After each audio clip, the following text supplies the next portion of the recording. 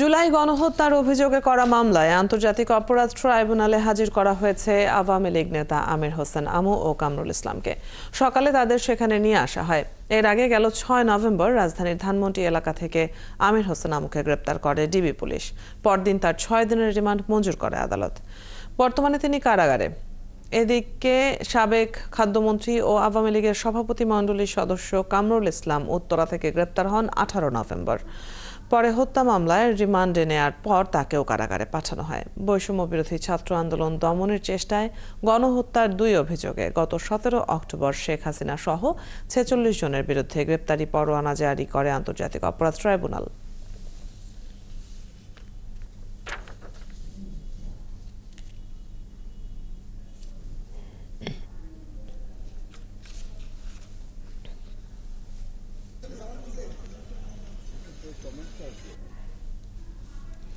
বৈষম্য বিরোধী ছাত্র আন্দোলনে ঢাকার বিভিন্ন থানায় হত্যা মামলায় সাবেক আইনমন্ত্রী আনিসুল হক, রাশেদ খান মেনন ও হাসানুল হক এনু, জুনায়েদ আহমেদ পলক সহ ১০ জনকে নতুন করে গ্রেপ্তার দেখানো হয়েছে।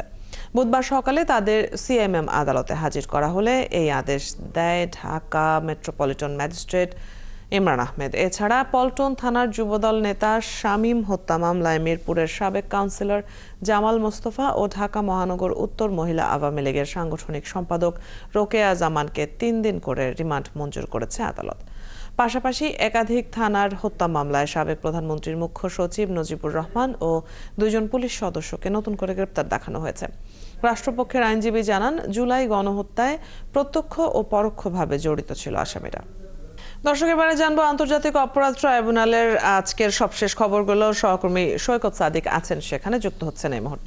সৈকত, খবরে আমরা যেমনটি জানছিলাম যে আমির হোসেন আমু এবং কামরুল ইসলামের শুনানি আজকে হওয়ার কথা, এবং আপনি আরো কিছু আজকের দিনের গুরুত্বপূর্ণ খবরগুলো বলছিলেন। জানতে চাই এই মুহূর্তে সবশেষ কি তথ্য আছে আপনার কাছে। অদিতি, কামরুল ইসলাম, অ্যাডভোকেট কামরুল ইসলাম ও আমির হোসেন আমু, তারা পতিত আওয়ামী লীগ সরকারের খুবই গুরুত্বপূর্ণ দুজন ব্যক্তি। বেলা 12টার দিকে কিন্তু আন্তর্জাতিক অপরাধ ট্রাইব্যুনালে তাদের শুনানি হয়। যদিও সকাল 10:20 তাদের কেন্দ্রীয় কারাগার থেকে, কেরানীগঞ্জ কেন্দ্রীয় কারাগার থেকে পিজন ভ্যানে এই ট্রাইব্যুনালে নিয়ে আসা হয়। আজকে আদালতে এখনও শুনানি চলছে। শুনানিতে প্রসিকিউটরের পক্ষ থেকে গাজী এম এস তামিম, 14 দলের সমন্বয়ক সাবেক মন্ত্রী আমির হোসেন আমু, তার যে কি অভিযোগ এবং কি কারণে তাকে আজকে এই আন্তর্জাতিক ট্রাইব্যুনালে হাজির করা হয়েছে সেই অভিযোগগুলো তুলে ধরেন। তিনি প্রথমেই জানান, যত জুলাই এবং আগস্টের 5 তারিখ পর্যন্ত যে আন্দোলন হয়, সেই ছাত্র জনতা, নিরস্ত্র ছাত্র জনতার আন্দোলন দমনে এই প্রতি শেখ হাসিনাকে এবং তার দোসর হিসেবে একজন গুরুত্বপূর্ণ দায়িত্ব থেকে তিনিও নির্দেশ দিয়েছেন এই আন্দোলন দমনে। এর পাশাপাশি তিনি যে অভিযোগটি সুস্পষ্ট আকারে উল্লেখ করেছেন যে 19 জুলাই গণভবনে একটি বৈঠক হয়েছে 14 দলের প্রধানমন্ত্রী, সাবেক প্রধানমন্ত্রী শেখ হাসিনার সাথে। তখন 14 দলের সমন্বয়ক ছিলেন আমির হোসেন আমু। সেখান থেকেই নাকি সিদ্ধান্ত হয় যে কারফিউ জারির সিদ্ধান্ত হয় এবং আন্দোলন দমনে, এবং সেখানে আরও সিদ্ধান্ত হয় যে নিরস্ত্র ছাত্র জনতা যেখানে আন্দোলন হবে সেখানে তাদের উপর গুলি চালানোর নির্দেশ দেওয়া হবে। সেই অভিযোগগুলোর যেহেতু তখন ওয়াজুল কাদের বলেছিলেন এবং 14 দলের সমন্বয়ক আমির হোসেন আমু তিনি নিজেই ছিলেন, সেই অভিযোগ তারও রয়েছে, সেই দায় রয়েছে। এর পাশাপাশি পুরো জুলাই জুড়ে যে আন্দোলন হয়েছে, সেই আন্দোলনে ছাত্রলীগ, আওয়ামী লীগ, যুবলীগ, আইনশৃঙ্খলা বাহিনীর সদস্যরা কিভাবে এই ছাত্র জনতার উপর গুলি চালিয়েছে, দমন করেছে, সেই অভিযোগে তার সংশ্লিষ্টতা রয়েছে।